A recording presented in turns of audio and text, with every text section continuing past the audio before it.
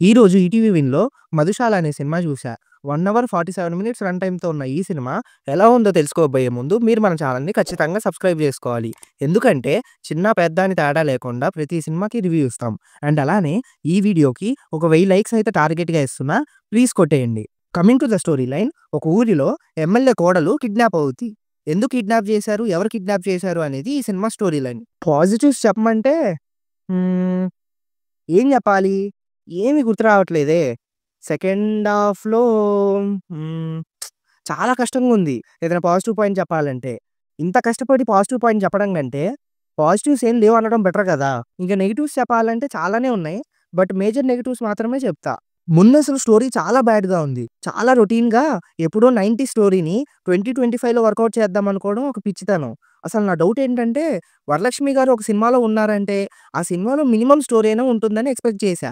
కానీ ఈ సినిమా చూసాక ఆవిడ అసలు ఈ సినిమాని ఎందుకు యాక్సెప్ట్ చేశారో అర్థం కాలేదు. సినిమాలో కాన్‌ఫ్లిక్ట్స్ కూడా ఇంట్రెస్టింగ్‌గా అనిపించవు. తర్వాత ఏం జరుగుద్దనేది మనం ఇప్పటికే ఒక 1000 సినిమాల్లో చూసేసాం.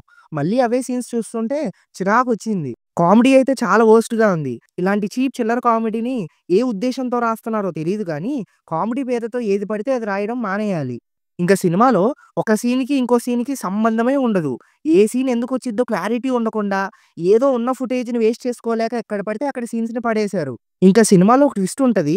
అది చాలా రొటీన్‌గా ఉంది. సినిమాలో ప్రతి సీన్ చాలా ఆర్టిఫిషియల్‌గా, చాలా ఆడ్‌గా అనిపించింది. ఎవడు ఎక్కడి నుండి వస్తున్నాడు? ఎవడు ఏం చేస్తున్నాడో ఏమీ క్లారిటీ ఉండదు. వరలక్ష్మి గారు మాత్రం ఇలాంటి స్క్రిప్ట్స్‌ని అవాయిడ్ చేయాలి. తర్వాత సినిమాలో డైలాగ్స్ చాలా బ్యాడ్‌గా ఉన్నాయి. క్లైమాక్స్‌లో హీరో ఒక క్లాస్ పీకుతాడు. వామ్మో! ఏందన్నా ఈ బాధ మాకు.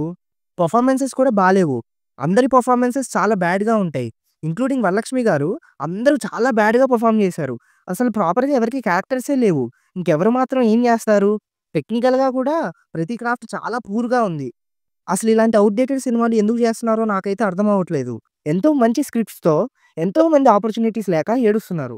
మరి వాళ్ళకి అవకాశం రాకుండా ఇలాంటి ఔట్‌డేటెడ్ అండ్ బ్యాడ్ ఐడియాస్‌ని ఎందుకు ప్రొడ్యూస్ చేస్తున్నారో నాకైతే అర్థం అవ్వట్లేదు. సో, ఫైనల్‌గా ఈ 'మధుశాల' సినిమా గురించి చెప్పాలంటే చాలా బ్యాడ్‌గా ఉంది సినిమా. వరలక్ష్మి గారు ఉన్నారు కదా అని చూస్తారేమో. జాగ్రత్త. By T movies for you.